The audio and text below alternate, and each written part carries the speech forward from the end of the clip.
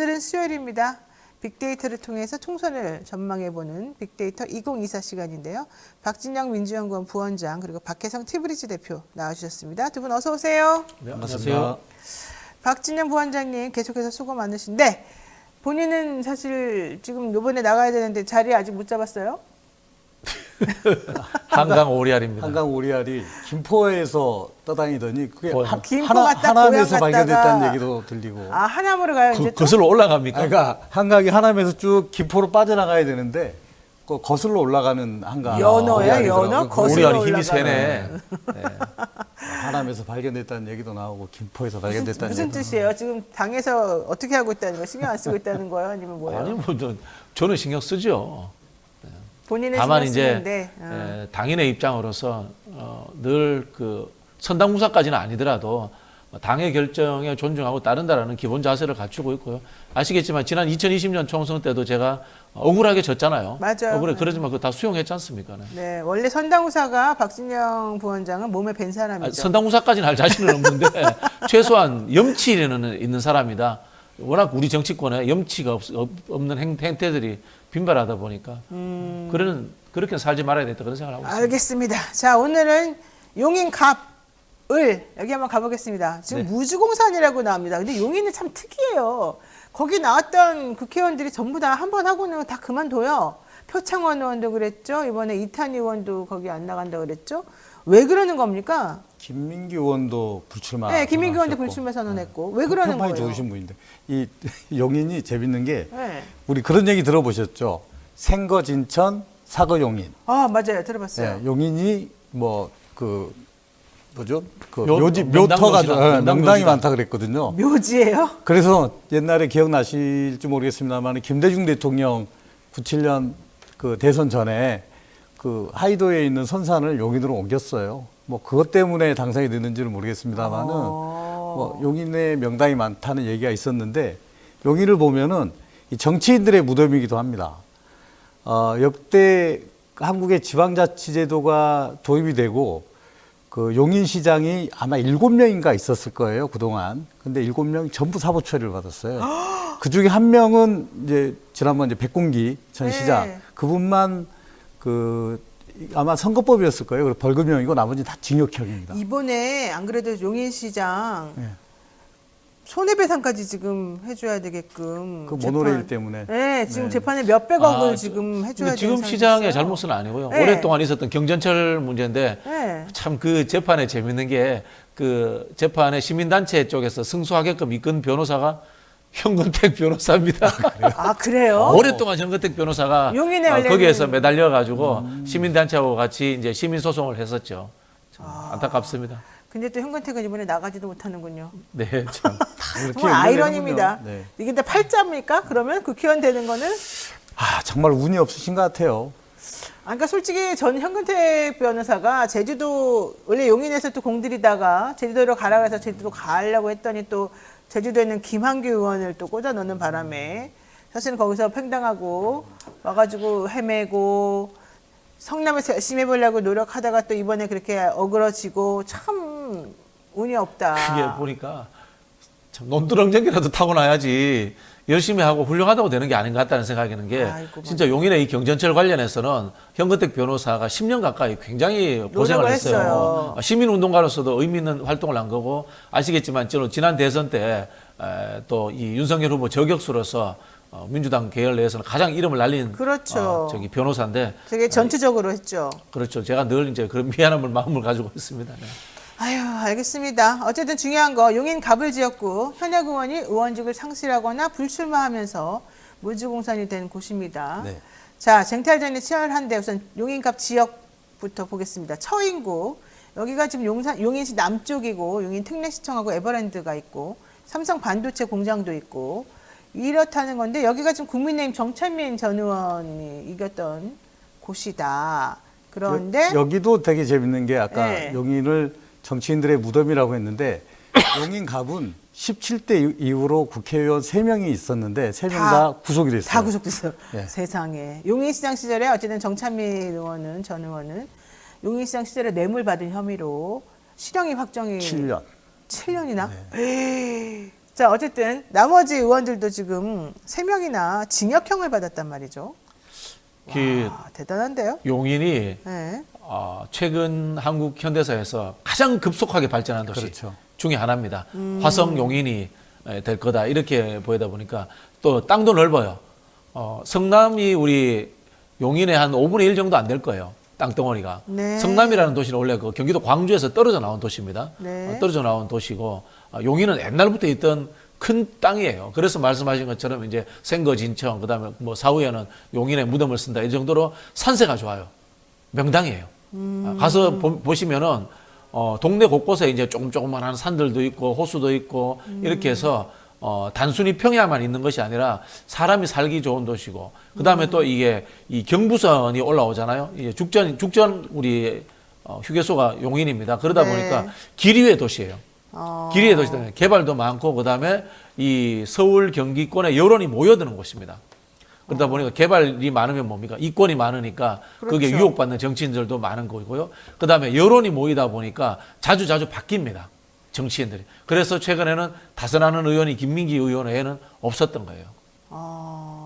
알겠습니다. 거기가 용인군에서 그 지금 100만 도시로까지 지금 특례시잖아요. 이렇게 성장이 오는데 아마 대한민국에서 가장 그 빠른 속도로 팽창한 도시가 용인입니다. 자, 용인 갑지역구 지역 특성 한번 말씀해 주십시오. 아까 말씀드린 대로 삼성전자 여기 있고 SK 하이닉스 여기도 지금 반도체 특화 단지로 같이 그렇죠. 이름을 올리고 있는데 여기가 좀 도농 복합 지역인가 봐요. 전형적인 도농 복합 지역입니다. 말씀하신 대로 용인 에버랜드가 있고 그리고 여기가 용인 구시가지입니다. 원래 군 시절 때부터 그렇죠. 구시가지고 여기가 최근에 이제 남사 반도체 클러스터 예정 지역으로 선정이 됐고요. 이제 이 얘기는 2042년까지 삼성전자에서 300조 원을 투자하겠다는 겁니다. 그래서 메모리 파운드리 라인을 구축할 계획이라고 하고 그래서 여기가 지금 부동산이 들썩들썩해요. 그래서 토지거래 허가 지역으로 다 묶여 있고 그렇습니다. 그래서 굉장히 앞으로 좀 변화 가능성이 큰 지역이다 이렇게 볼 수 있고요. 인구는 25만 명입니다. 2020년에 19만 명이었는데 6만 명이 증가했고요. 네. 여기 주로 이제 거주하는 연령대를 보면 50대가 가장 많고 40대, 60대, 20대, 30대 순. 약간 경기도 평균. 소득도 보면은 평균 소득이 334만 원인데 네. 경기도 평균이 327만 원이거든요. 그러니까 전형적인 경기도 평균 지역이다라고 볼 수 있습니다. 아파트도 제곱미터당 440만 원. 그러니까 평당 1,200만 원, 1,300만 원 정도 하는 그런 도시입니다. 구도심이 있기 때문에 이제 그런 평균값으로 나왔는데요. 실제로 이제 하이닉스도 좀 들어오게 됐지 않습니까? 예정지입니다. 네. 예정지고 이제 삼성도 추가 투자를 하게 된다면은 신도시는 상상을 초월하는 도시가 될 거예요. 그럴 돈들이 겁니다. 막 몰릴 것 같은데요. 네, 돈이 엄청 엄청 부자들이 몰릴- 많이 올 것 네. 같은데. 그 정도 수준이 아니고요. 기존에 있던 대한민국의 이 반도체 클러스터보다 압도적으로 큰 곳이 돼요. 그럼 빨리 용인에 집 사야 되는 엄청난 거예요? 곳이 됩니다. 엄청난 지금 곳이. 사고 싶어도 못 사요 이제? 허가를 받아야 돼요.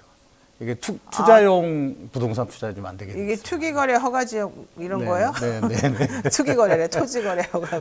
야, 그 이제 못 해요 그러면 진짜로? 우리는 어렵죠. 돈을 벌 수가 없군요. 저는 이제 요 도시에 대해서 좀 관심이 있었던 게 이게 원래 이제 그 국가균형발전특별법과 그다음 수도권 정비법에 의해 가지고 네. 용인 하이닉스라든가 삼성 반도체가 추가 대규모 공장 짓는 게 현실적으로 어려웠어요. 현실적으로 어려웠는데 이 반도체 사업하시는 분들이 반도체 라인이라는 것을 이야기하더라고. 반도체 고급 인력 구하는 것이 용인 밑으로 내려가면 인력 못 구한다라는 저는 사실 그게 사실이 아니라고 생각을 하는데 그런 핑계를 대가지고 이제까지 있었던 그 경제부처를 압박해가지고 용인에 하이닉스라든가 이 삼성이 추가 투자를 하는 그런 상황이 만들었거든요. 안 그러면은 저희처럼 이제 균형발전 주장했던 사람들은 네. 청주라든가 구미 이쪽으로 이제 지방으로 내려가기를 바랬습니다만은 아마 여기 판교보다도 훨씬 더 큰 그 테크노 클러스터가 될 거예요. 그러겠네요. 사실 옛날에 에버랜드 저 어렸을 때 우리 옛날에 자연농원이라고 장원노연. 했죠. 네. 자연농원 에버랜드 또 민속촌도 사실은 그 근처에 민속촌. 있지 않습니까? 민속촌도 이 동네예요. 네, 그러니까 옛날에 거기 다니고 막 그랬었을 때만 해도 엄청나게 멀리 서울에서 갈 수 있는 그런 곳이었는데 그렇죠. 여기 안성하고 적경이에요. 네, 안성 적경이에요. 지금은 아주 그냥 상점 벽해가 여기 근데 공기도 좋고요. 네, 좋아요. 도시가 커졌으면서도 대한민국에서 이제 난개발이 안 된 몇 안 되는 도시인 것 같아요. 고향하고 용인이. 네. 아닙니다. 그렇게 보시면 안 돼요. 우리가 난개발이라는 용어가 어디서 시작된다면 용인에서 네. 시작된 거예요. 아, 그렇습니다. 네네. 분당 신도시가 들어서고 그 인근에 이제 뭔가 개발이 되는데 그 뭔가 대단지 개발이 되려면은 뭔가 인프라들이 들어와야 되잖아요. 도로, 학교 이런 것들이 들어와야 되는데 이걸 토지를 쪼개기로 개발하면서 그냥 그 집만 이렇게 밀집에 지어놔서 난개발이라는 용어가 처음 만들어진 게 또 용인이었어요. 아, 그렇군요. 아이고, 죄송합니다. 현대구원이 없는 곳이어서 그런지 어쨌든 여야 모두 논독을 지금 들여요, 도전자들이. 예비 후보가 16명이나 등록돼 있어요. 그러니까 지금 아주 난리도 아닙니다. 국회의원 한 명 뽑는데 국민의힘에서 이원모 전 비서관 강남 의뢰에서 밀려갖고 여기 온다 지금 그 얘기 나오고 있어요. 네. 그리고 민주당에서는 권인숙 의원 투입설이 또 나오고 있어요. 예비 후보 등록하셨더라고요. 네, 어떻게 됩니까 그러면? 여기가 그 지난 총선에 경기도의 국회의원 선거구가 59개죠. 59개. 네네네. 49개입니까? 아니, 59개입니다. 59개죠. 네. 이 중에 민주당이 51개에서 승리를 했고 하나가 심상정 의원. 그 나머지 7군데에서 국민의힘이 승리를 했는데 그때 이제 이름이 달랐죠. 미래통합당인가 이랬었죠. 근데 대부분의 경기도에서 국힘이 승리한 지역이 외곽 지역이거든요. 강원도 적경 뭐 이런 데입니다. 뭐 여주, 이천, 뭐 포천, 연포천 이쪽인데 이 소위 말하는 경기도 안쪽에서 승리한 유일한 지역이에요. 이쪽이. 그래서 국민의힘 입장에서는 대단히 기대를 가지고 있는 지역이기도 하고 지난번 우리가 수원 얘기를 좀 했었지 않습니까? 수원에서 국민의힘이 좀 선전해서 이게 확장이 된다면 가장 먼저 영향을 미칠 지역이 용인 정도입니다. 그래서 아마 이원모 비서관을 여기에 뭐 보내고 이럴 때는 아마 전략적으로 그런 것까지 고려가 됐을 거라고 생각됩니다. 그러니까 사실은 제가 봤을 때 국민의힘에서 우리 이거 당선된다고 생각하는 것 같아요. 그렇죠. 예, 이한번 네. 비서관은 그냥 가지는 않거든요. 저희가 강남 의를 노렸던 사람인데 내가 까리까리한 곳에 갈 수 없다. 이제 이런 좀 본인이 또 세게 요구하는 것도 있고요. 또 국민의힘 당에서도 용산을 봐서라도 내가 당신을 홀드할 수는 없다. 이런 입장인 것 같아요. 그렇다면 여기에 양향자 의원이 지금 도전장을 내밀고 있어요. 개혁신당에서. 양향자 의원의 변수가 어떻게 영향을 미칠 것인지 이거 국민의힘이 더 긴장해야 되는 거 아닙니까? 양향자 의원 들어가면?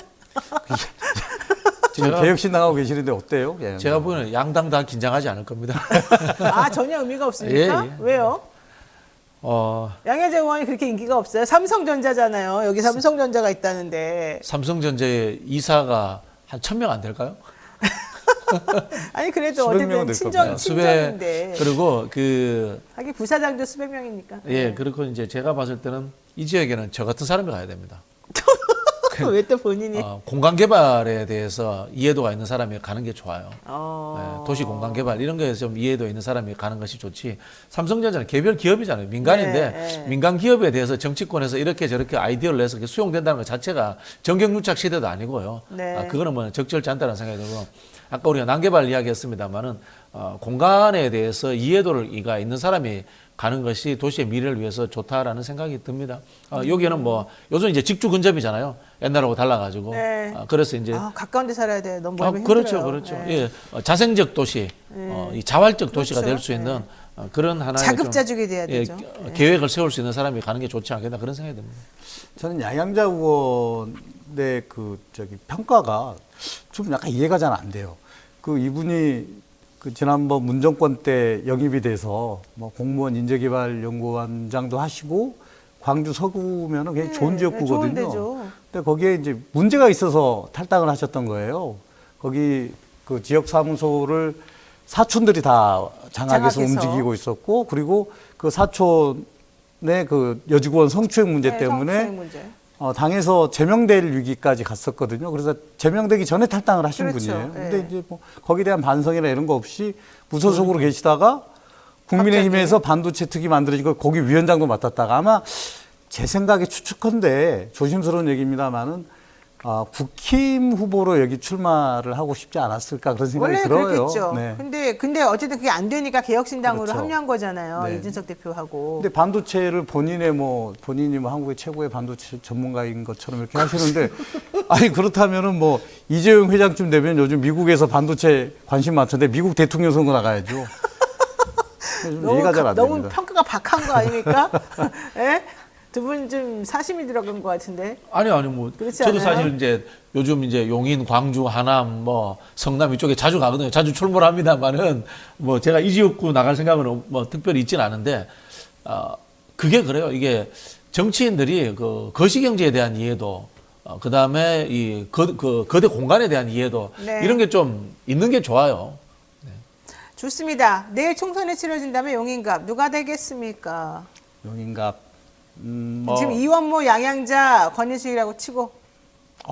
뭐 지금 제가 가장 당황스러운 질문이 이런 질문입니다. 이것들은 뭐 좀 더 봐야 되겠죠. 네, 정치보도 저는 아니고 2번을 봐야겠죠. 좀. 저는 저기 뭐야 2번을 뭐 좀.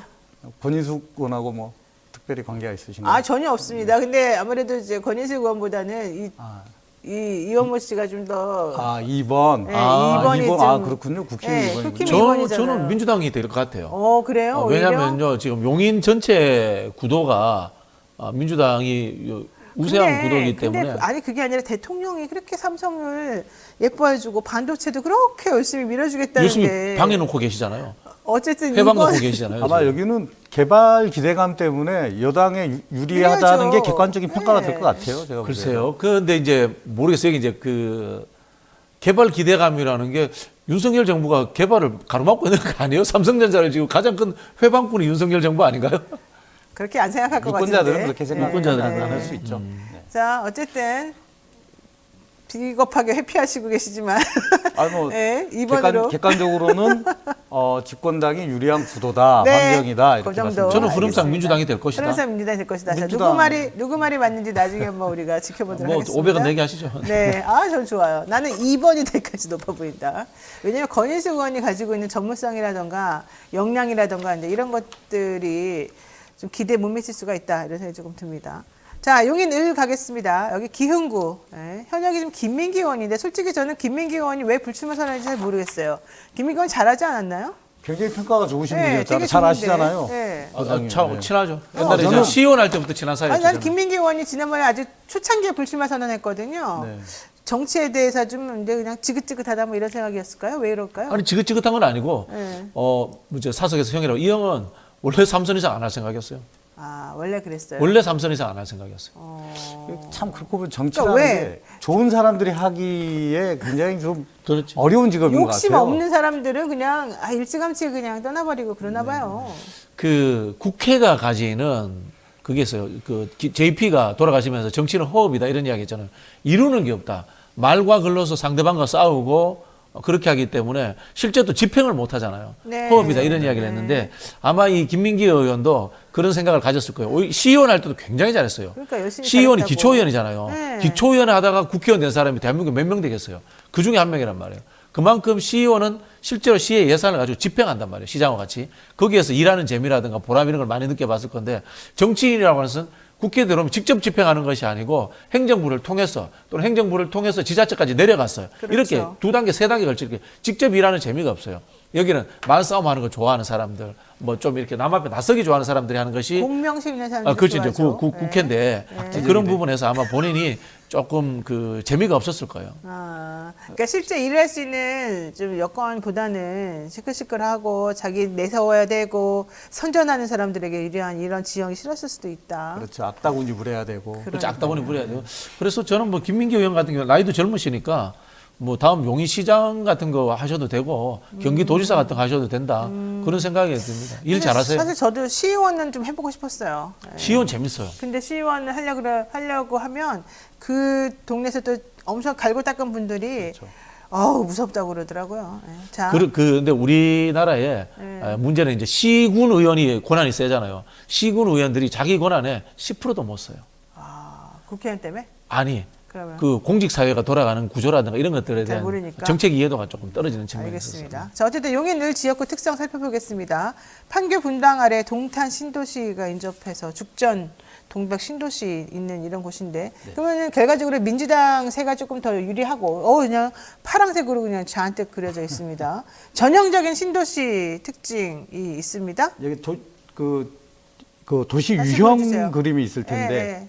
이렇게 그 잘록하게 이렇게 들어간 허리가 그런 쏙 들어간 허리 모양이 쏙 들어간. 있습니다. 예. 제가 몇 번 말씀드렸는데 도시가 가장 고도화한 하게 발전된 단계가 저런 유형을 그러니까 보이거든요. 60대 이상 비율이 적고 네, 소매화 10대 비율이 이상 적고, 10대 인구가 비율이 많고, 교육 서비스 비율이 높고. 그렇죠. 네. 전체 인구수도 높고 상권 규모도 좀 크고 네, 여기가 인구가 27만. 대출 잔액도 높고 평균 소득도 부동산 가격이 높고. 높으니까. 네. 야, 이거 그림을 보니까요. 민주당에게 유리한 그림이 나오네. 그러니까. 모래시계 유형, 그렇죠. 오뚜기 유형. 근데 분당도 그래요. 아, 분당도 그래요? 분당, 뭐 강남 이런 데가 다 그런 그 모래시계 유형을 네. 가지고 근데 있어요. 그건 민주당한테 유리하지 않잖아요. 강남, 을, 뭐. 근데 상대적이기 분당. 때문에 네. 여기 이제 거주자 연령도 굉장히 젊은 편입니다. 40대, 50대, 30대, 20대 순이에요. 가장 이상적인 연령 구조를 가지고 있고 초등생 키즈맘 가구가 18%나 됩니다. 젊은 사람들이 많이 사는 거죠. 대기업 종사자가 거의 20%. 네. 자영업을 소득은- 하더라도 이런 데 갔어야 돼. 그러네. 그렇죠.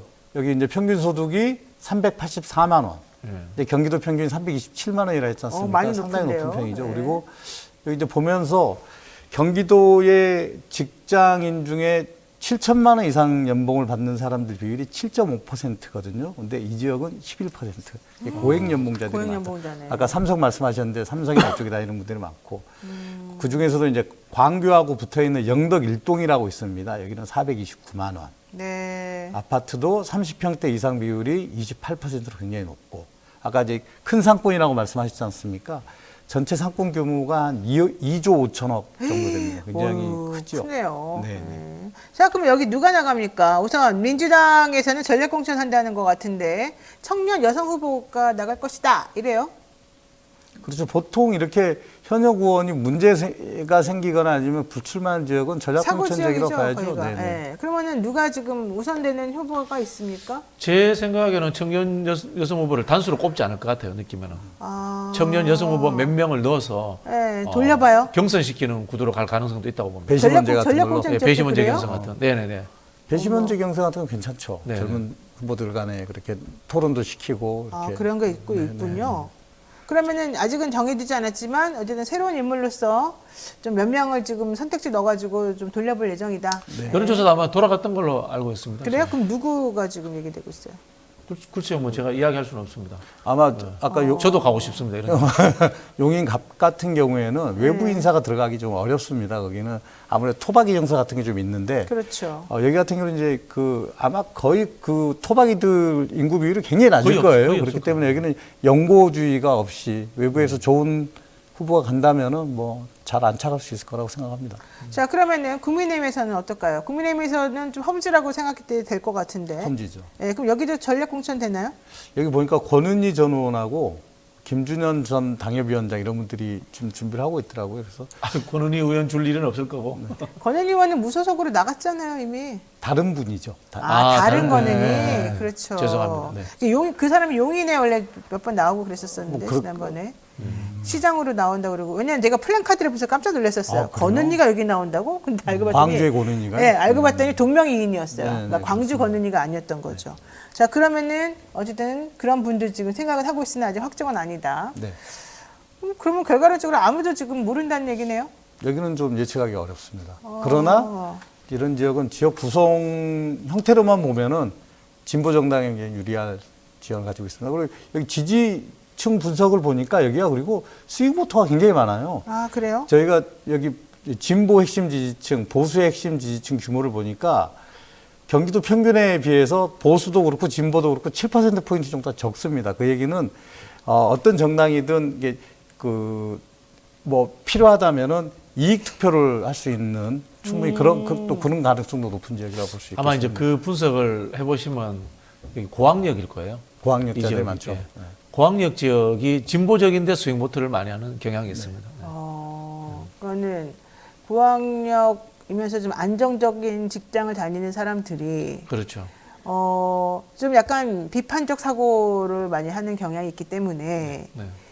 그 합리적으로 판단하면서도 나에게 어떤 식으로 투표하는 게 이익이 될 것인가를 우선적으로 따진다. 뭐 감정적, 정서적 투표는 하지 않는다 이런 얘기잖아요. 그렇죠. 그 우리나라에서 이제 정당 일체감이라 그럽니다. 네. 좀 속되게 표현하면 난 태어날 때부터 민주당이야. 난 태어날 때부터 국민의힘이야. 그런 게 많아요? 한 50% 정도 됩니다. 높은 편 아니에요, 우리나라는. 외국하고 다른 비교해서 나라보다? 높은 편 아닌데 특히 이제 그 중에서 양당이 흔들리기 쉬운 층들이 그런 연고, 뭐 예를 들면 지역적 연고가 있지 않습니까? 이런 것들도 있는데 비해서 학력이 높아질수록 거기에 대해서 스윙하고 흔들리는 경향이 있습니다. 그렇게 따지면 저는 정당 일체감이 국민의힘인데. 누가요? 저요. 네. 바로 공감이 됩니다. 네. 뭐가 공감이 뭐 되는데? 가진 것도 많고. 왜 고학력자. 이러세요, 지금? 강남에서. 네. 그 미국 같은데 정당 일체가 몇 %겠어요? 몇 퍼센트예요? 70%? 60%. 유럽은 70%. 유럽은 그렇게 높아요? 네, 왜요? 그렇게 이야기합니다. 이제 그 유럽은 계급 정당이잖아요. 그리고 또 종교 문제도 미국 같은 경우에 유색 인종이냐, 그다음에 순수 백인이냐 이런 문제도, 그다음에 종교가 가톨릭이냐, 네. 기독교냐, 네. 그런 문제도, 그다음에 노동자냐, 아니면 자영업자냐, 네. 뭐 농민이냐 이런 거에 가지고 네. 정당 일체감이 거의 정해져 버려. 나는 리퍼블리칸으로 태어났다. 이런 그래요? 이야기 하거든요. 자, 두 분 전문가니까 용인 가불 지역에 대해서 국민의힘 입장과 민주당 입장에서 각각 조언을 해주신다면 선거 전략으로 어떤 걸 조언해 주시겠습니까?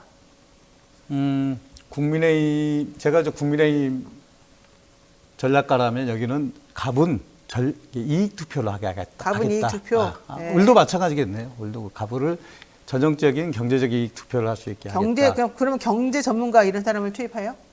이제 지역 개발 전문가 이런 지역 사람들 개발 투입해야 전문가. 되겠죠. 네. 그리고 민주당이라면? 민주당이라면 갑은 잘 모르겠습니다만 을 같은 경우에는 좋은 후보를 좋은 후보 내는 거 당연한 거지. 그걸 말이라고 좋은 후보라는 게 하지. 무슨 뜻이에요? 좋은 후보를. 이렇게 오늘 왜 이러시는 거예요? 좋은 후보의 정의가 좋지 않은 뭐예요? 후보를 너무 많이 봤는가 봐. 아니 좋은 후보의 정의가 정확히 뭐예요? 김민기 의원의 버금갈 만한 좋은 후보를 공천해야 김민기 된다. 의원은 왜 좋아요? 그러면 김민기 의원은 일단 성실하고 네. 인성이 좋으시고, 그 다음에요, 이게 참 아이러니하게 기초의원 잘하면요 정책통이 돼요. 왜냐하면은 기초지자체라는 게 하나의 작은 나라예요. 그렇죠. 거기에 대해서 예결상 구조라든가 정책의 흐름 이런 것들을 이해하고 그 공간을 이해해요. 그러면은 대한민국 이해하게 되는 거예요. 이재명 대표가 성남시장하고 대권주자 된 거하고 똑같은 하나의 이 케이스 사례예요. 나를 좀 서울시 의원을 시켜주지. 그래도 잘할 수 있을 것 같은데. 서울시의원 대단한 자리예요. 좀 시켜줘봐요. 저를요. 싫어요? 시켜드릴게요. 네. 자, 우리 박진영 부원장님이 정책 전문가로서 이 컨설팅 전문가로서 조언해 주신다면 국민의힘이라면 어떻게? 용인시도 저희 서울에 편입하시죠. 그거 괜찮네. 아니, 여기는 편입할 필요가 없는데요. 용인, 분당, 판교, 광교 이런 데는 네. 자족도시가 된 거예요. 자족도시의 핵심이 뭔지 아세요? 그냥 필요 없어 오로지 공장이에요, 공장. 공장. 대한민국 공장이에요. 아직도 공장이에요. 제가 자꾸 공장 이야기하는데 네. 예전에는 공장에 꿀뚱경기가 올라가서 사람이 근처 못 살았잖아요. 이제는 요즘은 그렇지 스마트 않죠. 팩토리라서 환경 더 좋아져요. 집주 그러네. 근접돼 있고. 스마트 팩토리. 그래 이제 우리 그 국민들이라든가 시민들 유권자들이 판단할 때 산업 정책을 누가 가지고 있는가로 판단하셔야지만이 지역에서 삶의 윤택함이라든가 소득, 부동산, 교육 모든 것이 다 연결돼요. 그러면 민주당이라면 산업 정책에 대한 이해도가 있는 사람을 보내야 된다. 누구? 본인 얘기. 제가 가야 되겠는데. 맨날 본인이 한강을 상가요? 떠돌다가 이제 용인까지. 그래서 여기까지 여기 갔다. 괜찮나? 저기 갔다 왜 이래요? 아니 제가 자꾸 이 쓸데없이. 말씀 드리는 게 농담이 네. 아니라 좀 제발 정책 이해도 있지 않습니까? 국토 전체에 대한 이해도, 산업 정책, 거시 경제에 대한 이해도, 이게 나라를 이끌어가는 본류거든요. 여기에 대해서 공부 좀 하고 이런 이해도 있는 정치인 좀 데리고 왔으면 우리 좋겠어요. 국토균형발전위원회 또 위원이셨었잖아요. 아니 그게 네. 그것보다 예를 들면 대변인이었죠. 한번 대변인. 검찰 데리고 온다고 생각합니다. 판사 데리고 온다고 생각합니다. 국가가 돌아가는 일 시스템 중에 몰라. 네. 극히 일부 징벌적 역할을 하는 사람이잖아요. 그렇죠. 네거티브적 역할을 하는 사람들이 무슨 정치를 잘하겠어요. 자, 내일 선거가 치러진다. 누가 이깁니까? 1번이 이깁니까? 누가 오든지 간에? 여기는 아무래도 일본이 민주당이 좀 가능성이 유리한 있다? 지역입니다. 그럴 겁니다. 네, 여기는 만장일치군요. 우리 셋 다. 여기까지 해야 될 것 같습니다. 뉴스이스 프라임 매주 수요일 코너 빅데이터 2024. 오늘 용인 가불 지역 가봤습니다. 여기까지 오늘 말씀 듣겠습니다. 고맙습니다. 고맙습니다.